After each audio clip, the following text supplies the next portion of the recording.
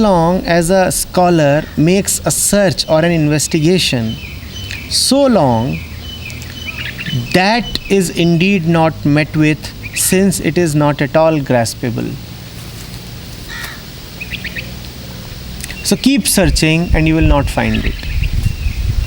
Because that which is to be found is found only in stillness. The more you search, the more you ensure that you will not find. Then does that mean that we should not search for it? No, you must search for it. Why? Now get this point very, very clearly. Why should you search for it? Because searching is your habit. You are anyway searching for 1,000 things. Get this very clearly. Why must self-inquiry be done? Why must searching take place? Because you are curious about 1,000 things.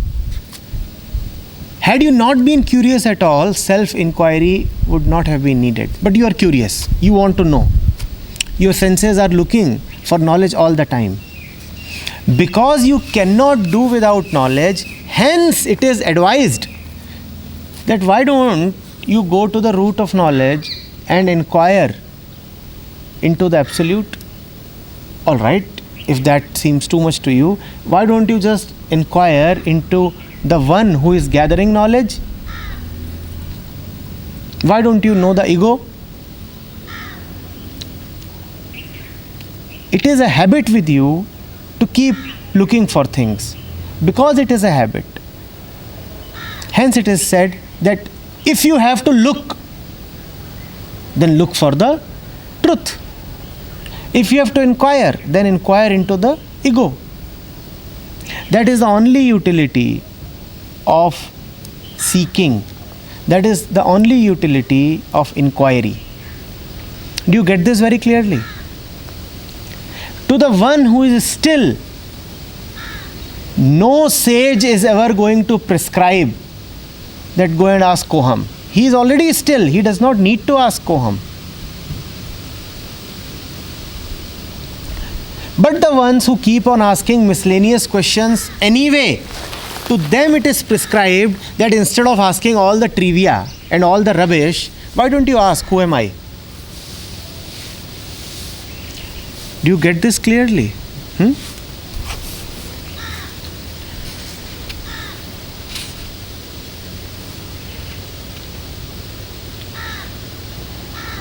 It is not obtainable by going to a distance, that is, by reaching out through the senses and the mind.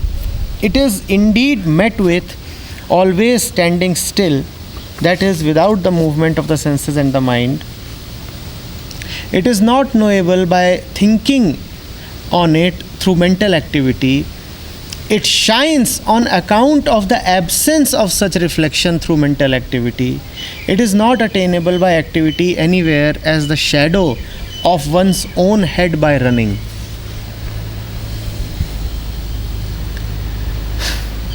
So there is the shadow of your own head and you are running after it. As stupid as that. Or like in one of Chuangzu's fables, there is a man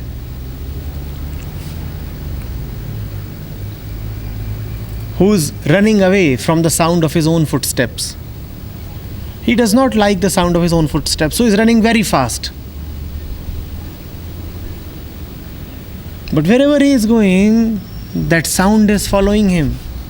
That sound is created by his own activity. The only way to actually get rid of that sound is standing still. Stand still. But you have been fond of wandering away from home. You have wandered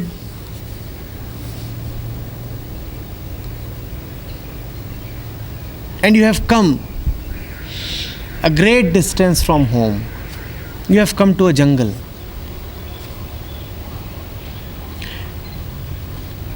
Had you been at home, it would have been never advised that you move more. But you are not at home. You are in the jungle. The one who is at home, he is never advised any kind of movement. He is already there. You have become homeless. You are the ones who are lost. Now you have to return. And returning will require movement. You can either move in a way that will sink you deeper in the jungle, or you can move in a way that will bring you back. That is why movement is recommended. That is why all the practices are recommended. That is why this and that is needed. That is why a teacher is needed.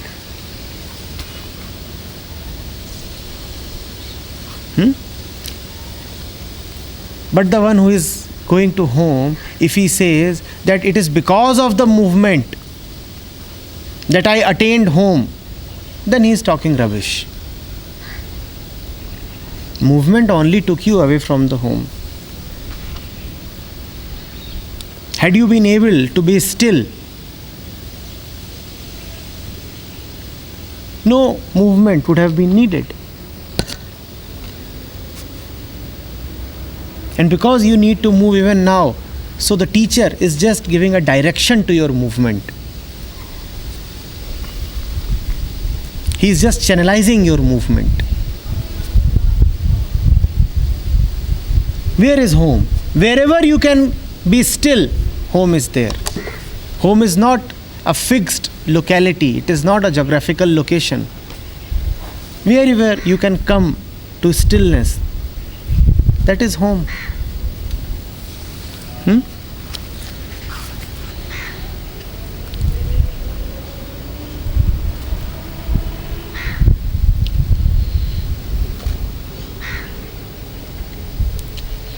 As even a boy seeing, for instance, 1,000 reflections in a clear mirror does not see the mirror, so a person indeed seeing the reflection in the form of the world in the great mirror of his own self does not know his own self on account of giving up its acquaintance. So what you see is all this. What you do not see is what makes it possible.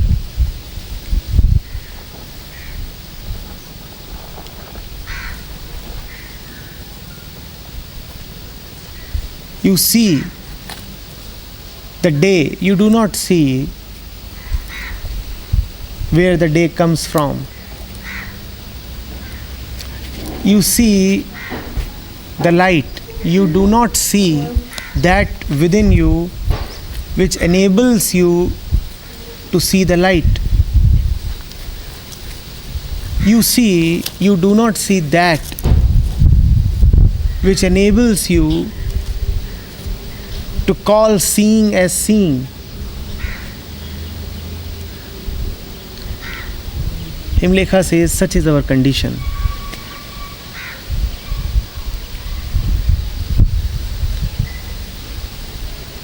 She is saying, please understand that whatever is around you is not really out there. It is not really out there. She has given the analogy of a mirror. It is all here, not out there. What is here is just getting mirrored back to you, and this is called projection. What is here is getting mirrored back to you. It is not out there. Realize that the entire thing is just like a mirror.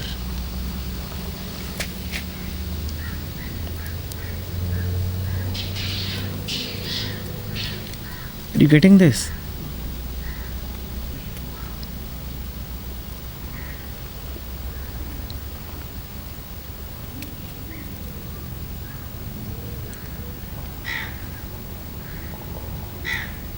It is not actually a mirror, it is just like a mirror. What Himlekha is saying is a technique to destroy the existing pattern of mind. The mind thinks it is out there. So Himlekha is asserting to her husband that it is in here. It is just so that he can get rid of his habit of thinking that it is out there. That habit we all have. What is that habit? The tree is out there. Kunal is out there. She is saying, no, not really. Look at it another way. This entire drama is being projected by you. There is only a reflecting mechanism. You project it and then you look at it. There is nothing new that you can look at. You project everything and you look at it. Like a mirror. You stand in front of the mirror. Who looks at the image? You. And who is there in the image? You. You project and you look. The world is like this.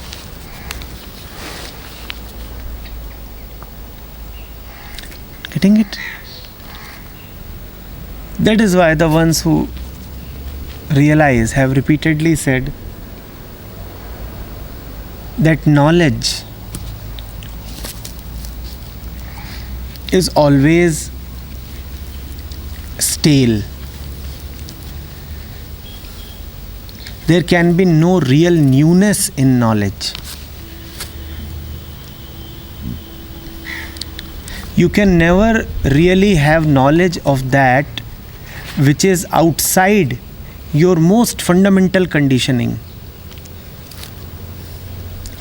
You can never read a CD that you have not been programmed to read. Now the contents of the CD might vary.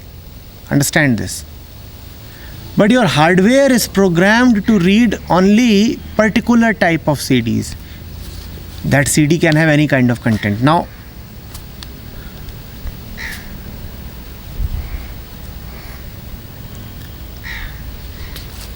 the real new is not knowledge.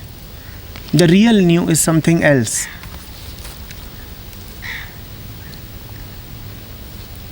The real new is a sense of freshness within, not dependent of any kind of mental activity.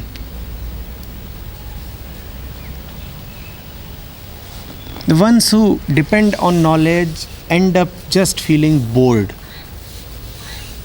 So they keep giving themselves more and more knowledge-based inputs. When I'm saying knowledge, I mean the aggregate of all sensory inputs. So to get rid of that boredom, they keep feeding themselves more and more sensory inputs, and yet the boredom never goes away. The reason is simple.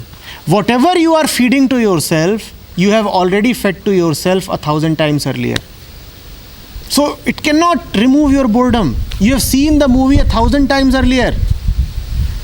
The name of the movie might have changed. Apparently the storyline has also changed. But it's the same thing. Same attraction, same violence, same suspense, same murder, same killing. All right. Different names of the characters. All right. Different faces of the characters. But the fundamentals are the same. The hardwiring is the same. So even if you watch a fresh movie, a so-called fresh movie, you still emerge from the theater long-faced and bored. There is no freshness in it. That same old drama. Attraction, repulsion, coming close, going away, anxiety, happiness, sadness, relief, responsibilities, obligations, pressure, revolt, same things. Because my system is the same. You see, you may paint your face in 1,000 ways and go and look at yourself in the mirror. But will you be ever able to deceive yourself that the man you are looking at is new? After all, you are projecting it, right? So how can it be new? Getting it? That is our entire effort at getting something. When we say getting something, we obviously mean getting something new, right? Or do you want to get those old things again and again? Do you want to buy a car of the same model again and again? Usually you don't. You want something new, right? A fresh model, a new success, advancement, movement to a greater goal. Whatever you get is always that same stinking thing, which is you.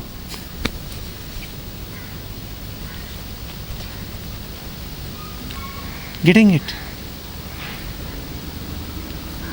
The names change, the tags change, the labels change. The story just keeps getting repeated. Don't you have remakes of movies? Just like that. So 30 years back when that movie came, the hero was probably riding an ambassador car and singing a song which was being sung by Mohammed Rafi. Now the hero is riding a helicopter and singing a song which is probably being sung by somebody.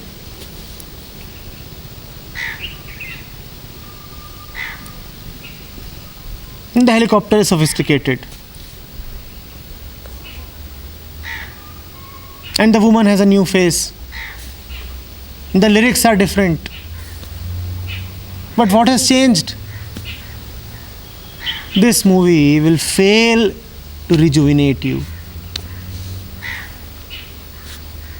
You will pretend that you are being entertained. You will pretend that something new is happening.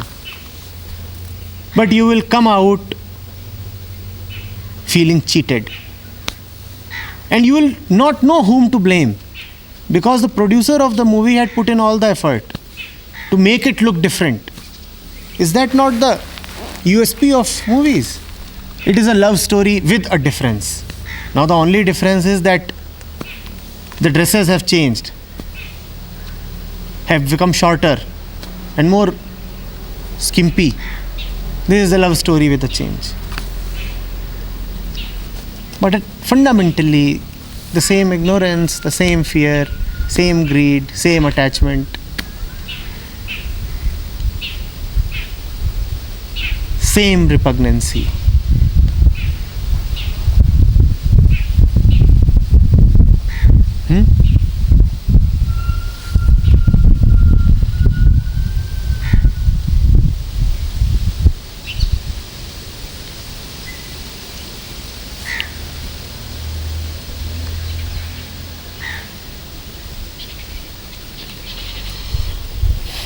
Lord, see the world which is of the nature of knowledge and the known by your subtle vision. Look at the world sharply. See the relation between world and knowledge. There, knowledge or experience is proved by itself. In its absence, nothing whatever exists. That is the proof of all proofs, but should itself be proofless. Since it does not depend upon proof, therefore, it is admitted to be true from the beginning. Its attainment does not happen at any time by the existence of the accomplisher of the attainment. For one who is confused in that matter, neither questioning nor answering is possible. That knowledge is undeniable. It would be like the surface of a great mirror, in that everything indeed appears like reflections in a mirror. There is no division or limitation due to space or time. On account of appearing within that, how can there be division by them? That is space and time. The appearance of division is like the one appearing in sky due to objects.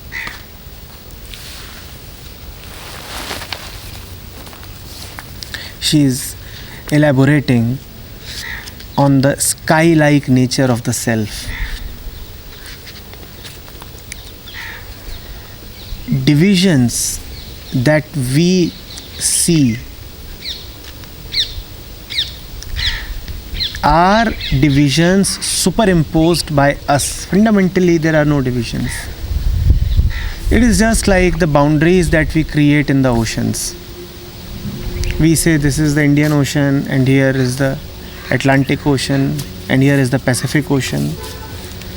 Oceans really have no boundaries, or the boundaries that we draw upon land. We say a particular country ends here, the other one starts there. Similarly, when you put objects in space, you divide space.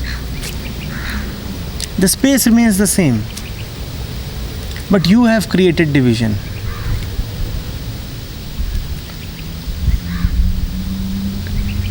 A very famous Vedantic method of elaborating it is that the space inside the vessel is the same as the space outside the vessel. It is the boundary that creates the illusion of separation.